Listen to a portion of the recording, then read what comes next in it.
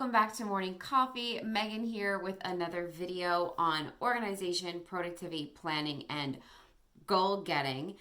I would like to welcome you back to the channel for a new video. Thank you so much for watching. I would love to have you join our subscribers here in 2020 and help me reach my goal of 1,000 by the end of the year.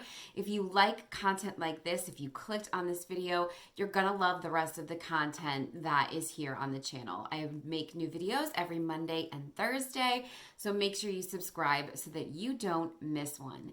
Today we're gonna talk about getting organized. And when I think about getting organized, I realize it really comes down to one thing, which is being prepared. When we think about someone who's organized, we think about someone that has everything that they need with them, who thought about something in advance, who has all of the little details kind of taken care of. And what that really comes down to is being prepared. Thinking ahead, having all the things that you need around you and everything in place so that whatever you're working on can happen as efficiently and effectively as possible. So when we think about being organized, it's really about being prepared. And so today I thought that I would share the things that I do and the things that you can consider doing to be more organized. I actually started thinking about this earlier this week. I was watching a live stream from Rachel Hollis. Rachel Hollis is one of my favorite humans. She does a live stream every day during the week, and she was talking about being prepared and sort of doing the best within the circumstances that you have. I shared this on my Instagram. Follow my Instagram below. But she shared a quote that really hit with me, and she said, the best version of yourself is never going to show up by accident. And so that really triggered this thought in my brain of that is why I plan and prepare. I'm essentially planning for the best version of me to be able to be accessed and to show up in my life in all of the different responsibilities and roles that I fill. And so I got really intrigued by this idea. And so that's kind of what led to this video in terms of what does it mean to be prepared?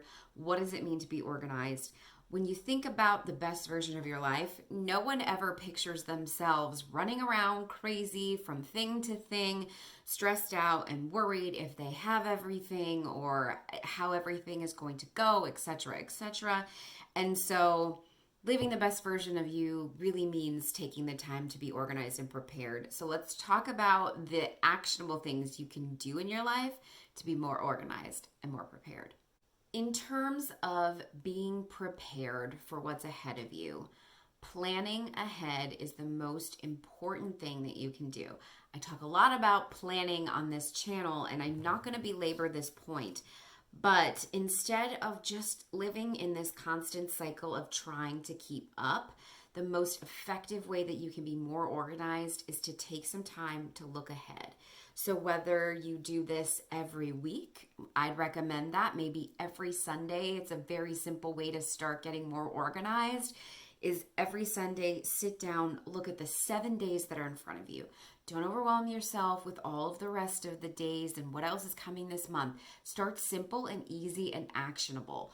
Look ahead at the next 7 days. Look for things like things that are due, like I have to turn in my son's baseball paperwork by Thursday. My back to school survey is due by Tuesday. I have a bake sale on Friday. And so those are items that are due. And if you wait till the last minute to look into those things, then you're going to find yourself without the physical form that needs to go along with that baseball application, or you won't have any eggs for the cupcakes you were going to make for the bake sale, and you just end up making your life more difficult. You end up spending more time running around trying to get organized. So planning ahead, looking forward, and saying what is coming up for me in the next 7 days. And hey, if 7 days is too much for you, do 3. Whatever works for you. But find some time, make the priority to have some time to look forward and say, what do I need to be prepared for in the next 7 days? It will save you a lot of time and headaches later. When it comes to being prepared, I wanted to talk about those everyday things that just have to get done, like meal planning and meal prepping. No matter what your home life looks like or how many people are in your family, you are responsible for feeding your household, right? Whether that's something you pass off to your partner, whether that's something that an older child helps you with, whether it's just yourself, even if you're a household of one, you're responsible for feeding yourself. And so, one of the things that I kind of want to get across here in terms of productivity is that we want to be spending time on the things that are most important, but there are mundane tasks that just have to get done. So spend as little time and as little effort on those items as possible. Prepare for your week by having meals ready to go. I just did a full video on how I do this for myself. I'm going to link that up here so that you can see it. Hopefully that video will give you some ideas on how you can automate your meal planning process.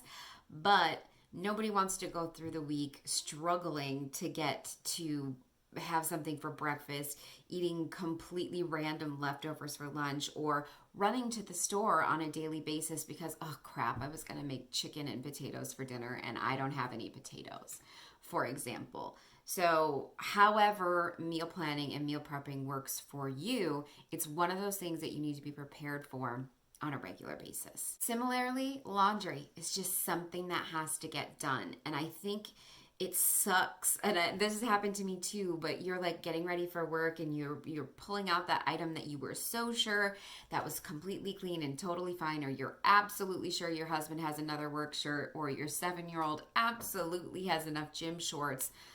It ultimately happens where someone somewhere doesn't have what they need clean to be able to wear it to whatever activity they're heading off to for the day. So finding a system of laundry that works for you. I have a household of 2, so once a week is perfectly fine for me. If you have a bigger family, it might need to be more than that.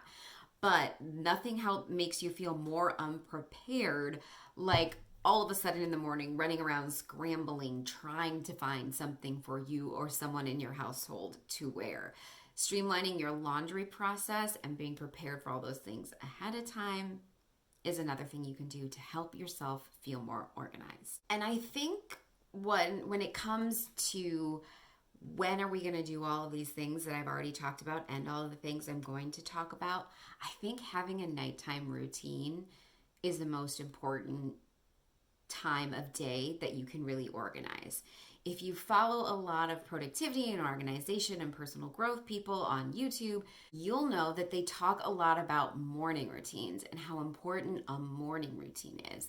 And while I do agree with that, I think the night routine is really the linchpin. I think the night routine is really that thing that takes you from just worrying about today to thinking ahead for tomorrow.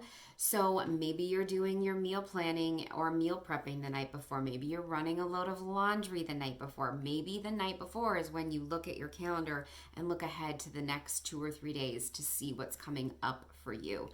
I think mornings are just hard. Like whether you love the morning or whether you hate the morning, like me, mornings are just hard. There's a lot going on. There's a lot to do. You usually have a deadline in terms of you have a place to go and a time you need to leave. And so having a night routine where you do simple tasks to prepare yourself for the next day will help your mornings feel organized, and your mornings set the tone for the rest of the day. So if you want to feel more organized, set yourself up for success. The things that I do at the end of the night include cleaning up our kitchen so that when I walk into the kitchen at the end of the day or at the beginning of the next day, it's all clean and organized and ready to go. I pack our lunches the night before. I take out my planner and I look ahead to what I want to do the next day, and I identify my top 3 tasks. Those are all things that I do in my night routine to make me feel more organized in the morning. When it comes to physical organization, like the spaces that are around you, I think one thing that we all deal with is paper clutter, like mail and junk mail and bills that you have to pay and papers that come home from your child's school, or like insurance paperwork that comes to you in the mail from, your work or your doctor's bills or whatever. We're all dealing with a ton of clutter. So one thing that I do is I have a paper inbox right inside the door in my office. I literally walk in my office and the inbox is right here. Whenever I get a piece of mail or whenever I get a piece of mail or a piece of paper that I need to save for the future, it goes in the inbox. So then when I need it again, like, oh crap, we're going to that wedding this Saturday. Oh, what time did it start again? Where was it? What was that hotel we were supposed to stay at? I can go to the inbox and I know exactly where it is.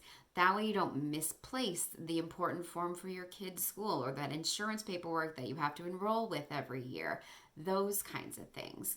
So having one place where your papers live, your important papers live, will help you feel more organized. I did a whole video at the beginning of my channel about how to control your paper clutter. So I have more details on that specifically, and you can check out that video here above. As you go throughout your day, you're going to have tons of things thrown at you, right? Responsibilities from work and school and kids and family stuff and all these other obligations. And you have to find some way to keep track of all of those little things that cross your mind. You need to have a system for taking down like notes or tasks or to-dos or things that are on your brain. So I have a couple of suggestions for this. I mean, if you're a digital person, you can certainly keep a list in your phone. You can certainly use your email or your digital calendar to do this. I'm a paper person. I write everything down. It doesn't matter where you keep track of all of these random things, but the point is there should be somewhere where they are so that your brain isn't struggling to remember things and therefore forgetting things. So have some sort of system, whether it's a simple notebook that you always keep with you or a list you keep in your phone of things that you want to remember. So if you're, when I'm running around the house and I see, oh, we're running low on milk, I'll write that down. When I'm passing the donation center, I'm like, oh, I have a bunch of boxes to drop off. I should remember that. I use this sort of note-taking system for that. You just need somewhere that you can capture all of those little to-dos. It will definitely help you feel more organized since your brain won't be so overtaxed with trying to help you remember all of these things that you eventually forget when you don't write them down or take care of them some way. Lastly, when I think about being organized and prepared, I think about having little personal emergency kit kind of things. And I don't really mean emergency in the terms of like a medical emergency, but I have a couple of these that I keep like in my purse or in my work bag, little pouches that have everything that I potentially might need in a day. So what's in mine? I have extra deodorant. I work at a job where I get a little sweaty sometimes, so I have extra deodorant. I have lip balm. I have the common medications that I take. I have like hair ties and bobby pins and hand sanitizer and extra masks. Haha, COVID. So I keep that in my work bag. And so I'm never too far from my stuff. You could do the same thing for your car or your diaper bag or your kid's school bag, your work bag. Maybe when you go to the beach, you have something like this. Or every time we're at a sporting event, like, okay, it's our third soccer tournament this month. You just have one pouch of something that you keep somewhere you always have access to, like your car or your purse or your work bag or your diaper bag, that has all the miscellaneous items you might need. Sunscreen, bug spray, Band-Aids, all those kinds of things. Depending on your life and who you're responsible for, those items are going to look different and probably where you keep them looks different. But this will absolutely help you feel more organized when you're not rushing around, looking around for something random that you were supposed to have and you forgot. Having a few little, in case of emergency, pouches that you keep with you will help you feel more organized. I hope you found those tips super helpful and super actionable. When you think about showing up for your life in the best way possible, it always feels better to be more prepared and more organized. It seems like too much to do, right? When you're overwhelmed with things to do, the last thing that you want to do is add another to-do to your list to organize all of those things. But I assure you that it is time well spent. The time that you plan in preparation makes the flow of your life, makes the outcome of your days so much simpler and so much easier. Thank you so much for watching this video. I hope you found it helpful. I'll be back for another video on Thursday and Monday. Thank you so much for watching. I hope you have a great rest of your day.